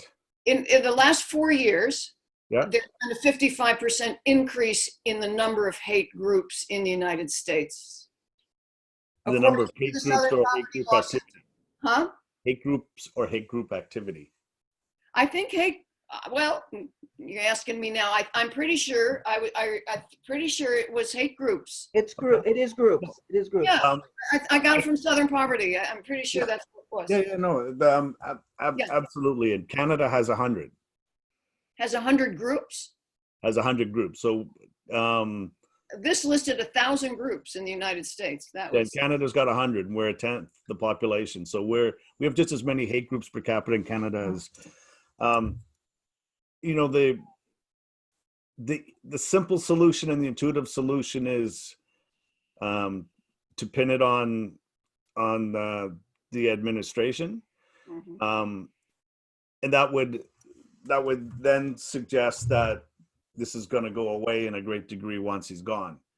And I think it's a mistake to think that. I think the underlying turmoil that gives birth to the rise of hate groups is what gave birth to the current administration. He's a symptom, not the cause. Okay. And I think we need to look at the deeper, it gets down to economic opportunity there's income inequality, and there's a whole host of the offshoring of jobs. There's a whole host of grievance that has given rise to stuff on, like I said, on both sides. But I think society is out of whack, and unless it gets itself back in alignment, that extremism is going to continue until it becomes revolutionary. The world is in turmoil, and so we need to look at how did it get there. And the rise of populism is in Europe, and it was Brexit before it was Trump, so it's. I think I look at populism as an essential piece to democracy, and it's like the check engine light coming on in your car. When populism shows up, it's telling you that there's something systemically wrong that needs to be addressed, and you can either take it to the mechanic and get it fixed, or you can keep driving with the engine light on until something, breaks down. And populism almost never has the right answers, but it often asks the right questions. And so that's how I look at it. It's not as simple as Orange Man Bad. Judith, Yeah. I noticed that Father Michael Lapsley from South Africa is still with us. I didn't even know he was with us, Michael. And since he's done so much work in this space, if he might want to say something. Yes, absolutely. Oh, where are you? I don't. He has his video turned off and his sound turned off, so his microphone turned off. I don't But even see his name. M. Lapsley. Oh, there he is. Yeah. Oh gosh. I don't know Okay, maybe not. I thought. Too bad. Well, No, there he is. There he is. He's Hello. there. Michael. Oh, there. Yes, good evening. So nice to see you. I was so shocked to see Judith. She looks 25 years younger. Thank you. So nice to see you. No, I didn't expect suddenly to be exposed in this manner. Any reflections you want to share with us? No, I've been drinking in what you've been, everything that has been said, and of course it resonates very much with the kind of work that we do in healing of memories across the world. What I was thinking about, I was watching a little bit of the Thomas Hubel stuff on collective trauma. Yes. And I was reflecting as well, of course, with Judith being here on that we used to speak the growing field of social healing. So I think this issue of healing memories, social healing, collective trauma, there are a number of, ways in which it's being framed, but we're talking about the same thing. And I think it has within it, I was listening very carefully when my brother was talking about the role of shame as well, and how that plays itself out. So I need to sort of listen to the whole thing again and reflect on it, rather than sort of say cheap and glib things. But I'm immensely valued the conversation. And I think, when my sister, she's gone off now. How do you say her name? The last speaker. Bellevue Rooks. Yeah, I was also looking for my handkerchief. It was incredibly powerful what she had to share.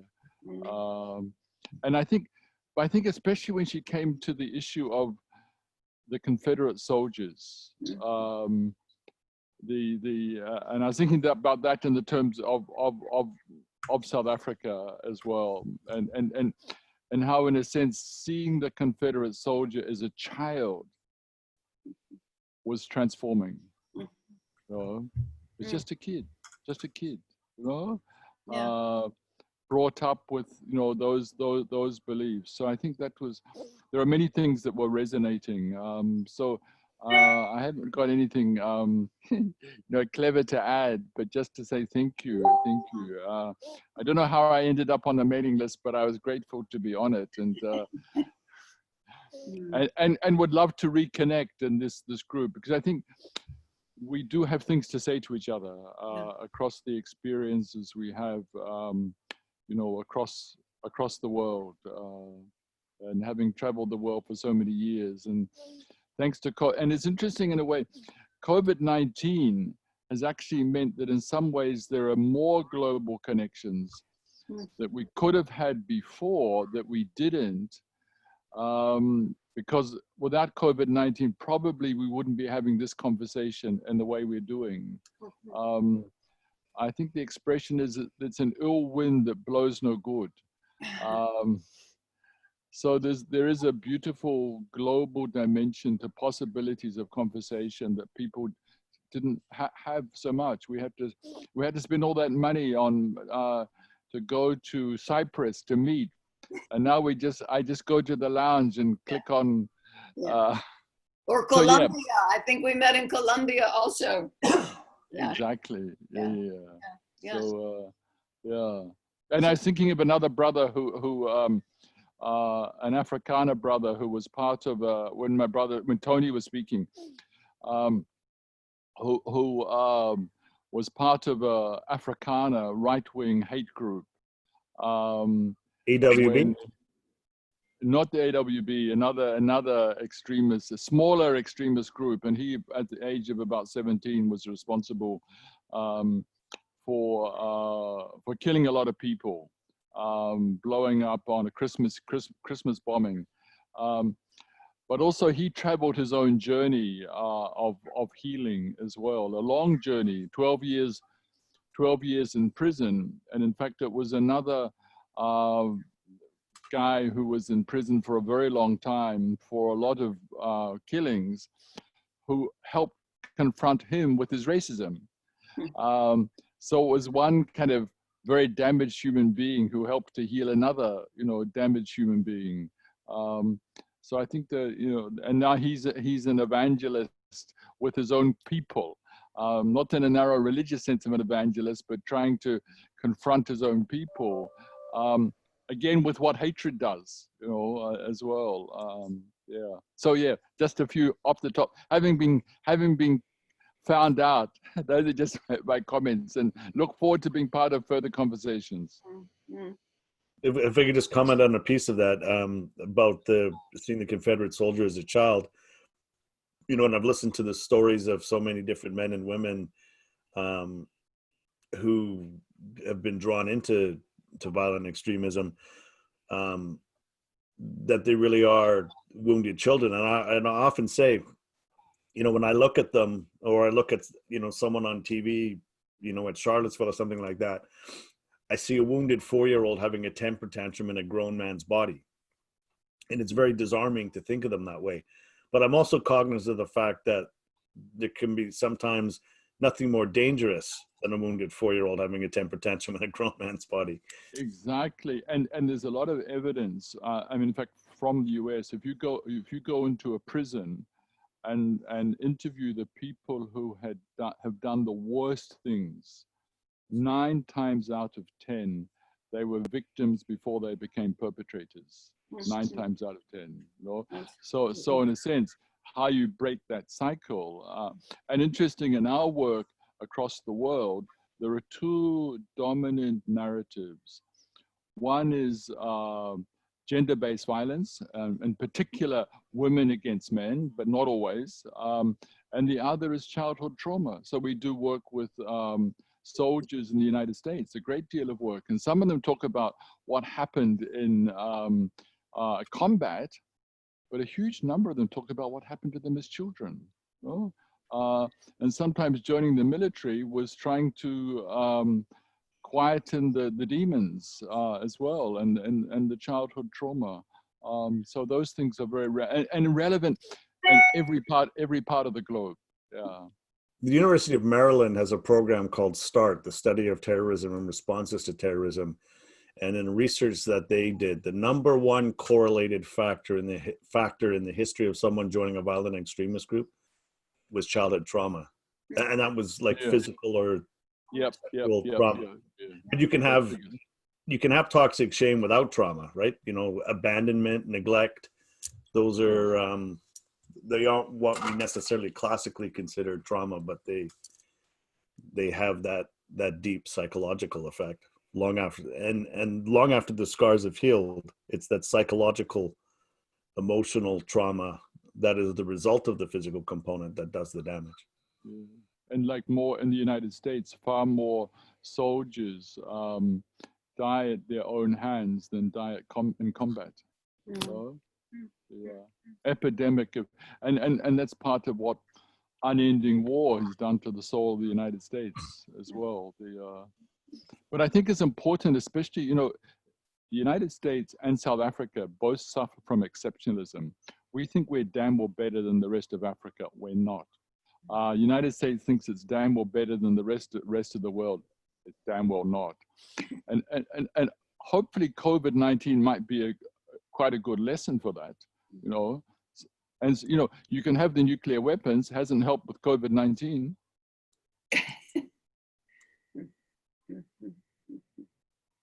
But so I think in both our cases, it's about, come on, we need to rejoin the human family with a lot of humility.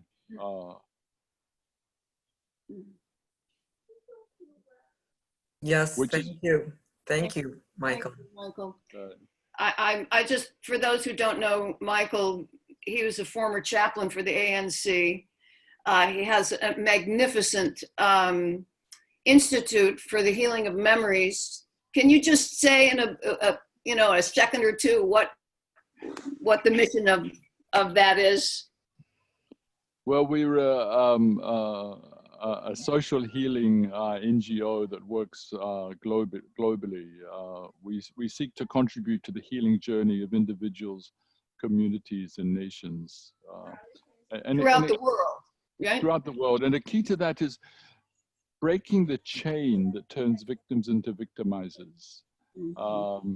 And a lot of it is about the journey of detoxifying. You know, people who have had terrible things done to them have every reason to be full of hatred, bitterness, desire for revenge. But there's a key moment when I discover that, yes, I'm justified, but it's not destroying my enemies, it's destroying me. And so that's the key moment, and then which all other things become possible. Because then I can begin the journey of letting out and letting go. And that also breaks the chain of victims becoming victimizers. And of course, which is an intergenerational journey often as well. Yeah. Reminds me of, I think it's the Dalai Lama talking about anger, you know, not healthy anger, which is temporary, but, you know, anger is like drinking a bottle of poison and wishing the other person to die. Mhm. Well, you see, anger is a funny one, because I think, you see, anger gets us off our bums to fight for justice. The problem is if we stay angry, then it ends up consuming us. Absolutely. So, you know, healthy emotion. Yeah, but it's what you do with it. It's what you do with it, you know. But if you stay there because of anger, then it will eat you alive. But anger is an issue. We would still have apartheid if we hadn't got angry. No? Yeah. So we need to, but you need to move beyond the anger against. It's moving also from what you're against to what you're for. Yeah. And that's, you know, a vision of humanity. Healthy emotions tend to be transitory, right? So anger as a transitory emotion and as a motivator is great. When they're not transitory, when anger is sitting there 24/7, takes over. Yeah. Then you've got to duck. To be angered. Then it's rage. Right. Yeah. Good. And I'd just like to say, since Judith started out in her opening about wounded healers versus wounders, that all of our discussants have had that. And certainly Michael, I mean, for those of you who don't know, Michael lost his arms in a bomb attempt on his life. And so he has every reason, you know, could have gone another route. And this is always a conscious choice. And Michael, it was Jerry and I who made sure that Jerry Dunphy and I made sure that you were with us today. But thank you. Thank you. And it's nice being with you guys again. Yeah. But I think also the key to my healing is also that I was accompanied on my journey of healing. Because I think this is often, I think people often stay with their victimhood because people have not heard their pain has not been acknowledged. So I think the power of the collective is fundamental for the journey of healing. And also people often wait for their pain to be acknowledged, and it's the acknowledgement that's also key as well. I think holding on to the identity of victim is the most disempowering, one of the most disempowering things a human being. But sometimes it's all people have, that's the problem. Yeah. So they've got to see the possibilities of something else.